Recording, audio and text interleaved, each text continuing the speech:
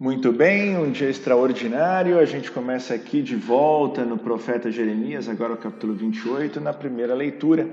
É o capítulo 28 inteiro, os versículos 1 a 17. Aqui, Jeremias se encontra com o profeta Ananias, um suposto profeta. E ele era um tipo de profeta que fazia grande sucesso. E ele fazia sucesso porque ele falava coisas que a turma gostava de ouvir. Esse é um momento, a história do profeta Jeremias passa por todo o período em que a Babilônia vai tomando Judá pouco a pouco, até a ponto de, em 587 a.C., destruir tudo, destrói templo, não sobra nada. Ananias vinha e falava, olha, em 2 anos eu estou vendo aqui, em 2 anos tudo vai ser restaurado, tudo vai ser resolvido, vai todo mundo voltar a ser feliz aqui, e Nabucodonosor vai ser derrubado. Uma visão otimista, uma visão positiva.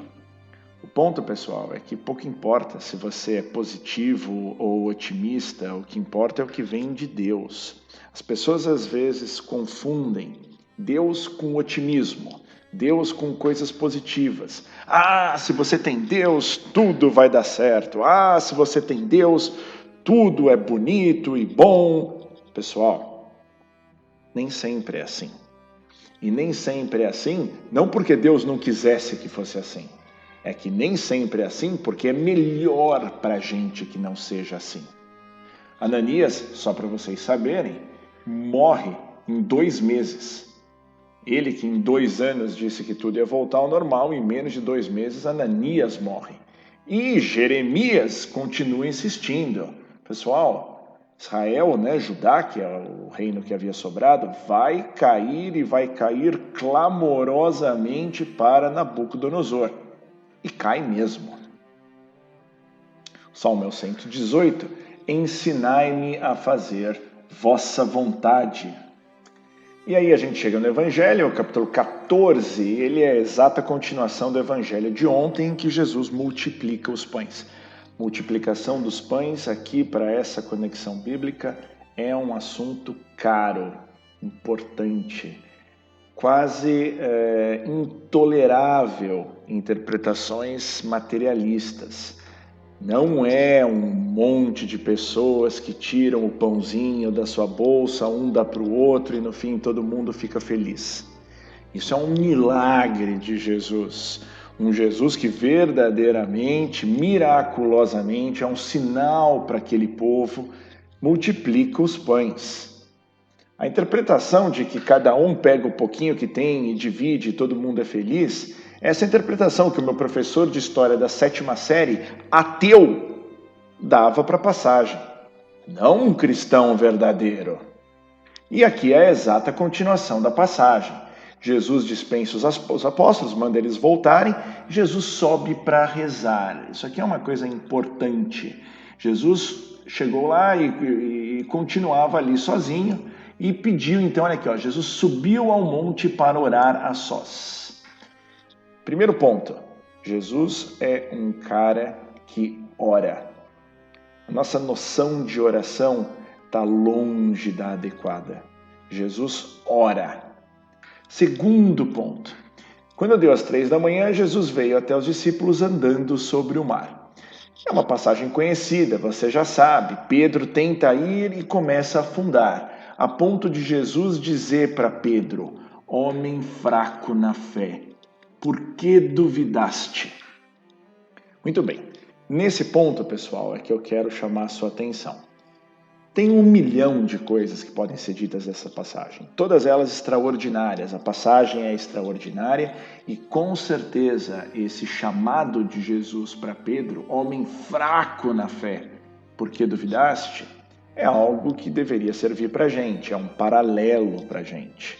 Da mesma forma que Pedro fraquejou na fé, puxa vida, como nós fraquejamos na fé.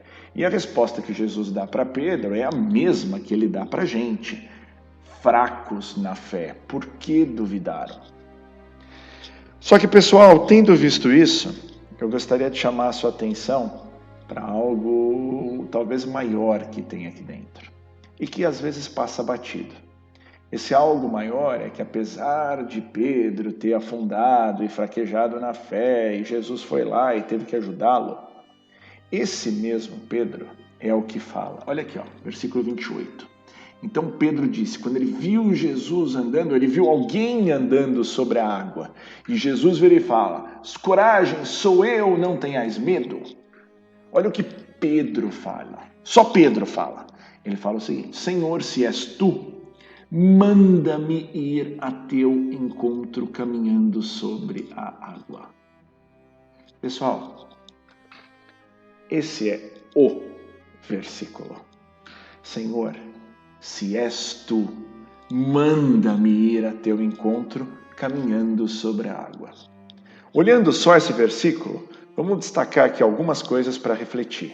Em primeiro lugar, Senhor, se és tu. Pedro estava vendo durante a noite, neblina, de longe, tinha ouvido uma voz, mas Pedro não tinha certeza absoluta de que aquele era Jesus. Esse mesmo Pedro que, depois da morte e ressurreição e vinda do Espírito Santo, passa a ter certeza absoluta de quem é Jesus. Nós estamos numa posição hoje em que essa primeira parte, Senhor, se és tu, essa a gente já venceu, da mesma forma que Pedro já venceu. Nós sabemos quem é Jesus, nós temos o Espírito Santo. Essa dúvida, se és tu, se não és tu, essa a gente já devia ter vencido, porque nós estamos na posição não de Pedro no escuro no meio do lago. Nós estamos na posição de Pedro, que recebe o Espírito Santo e era ignorante e torna-se sábio. Segundo ponto. Ainda que ignorante, vendo no escuro e não sabendo direito se era Jesus, o que Pedro fala? Pedro fala, manda-me ir a teu encontro. Manda-me ir a teu encontro.